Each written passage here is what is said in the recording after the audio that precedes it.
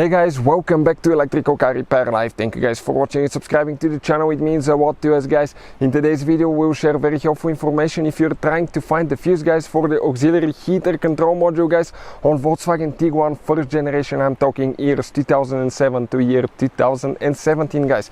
Stay with us, we'll cover that today. If you guys need to buy new fuses, parts, tools guys, anything like that, check out the link in the description of the video below and you can see where we get all our tools and parts from for a really good price. Now, before we start, let me tell you something guys. Every single car we get at the shop, we make at least 200 free repair videos. On Volkswagen Tiguan, we'll make even more. We'll take it completely apart. Why we do that? Because our mission here at the shop is to save you as much money as we can. All we need guys in return, please subscribe to the channel and like the video. That way we can keep providing this free information. First guys, we need to open the hood of your Volkswagen Tiguan. So depending on the options, package and all that stuff, some of you will have that fuse, some will not, but I will explain okay where it is if you need it guys.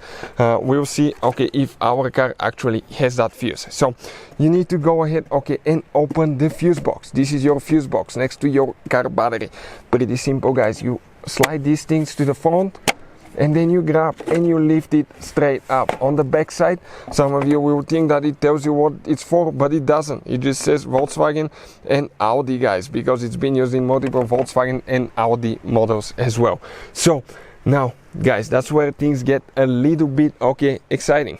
We need to find where that fuse is located. Some of you guys will know how to test, how to see if a fuse is good or bad, right? For instance, you pull a fuse okay and you check it out, you see the element inside and you see okay if it's burned, you will be able to see that. In some cases it's really hard to tell, and I will recommend always test the fuse if you're in doubt guys. Why?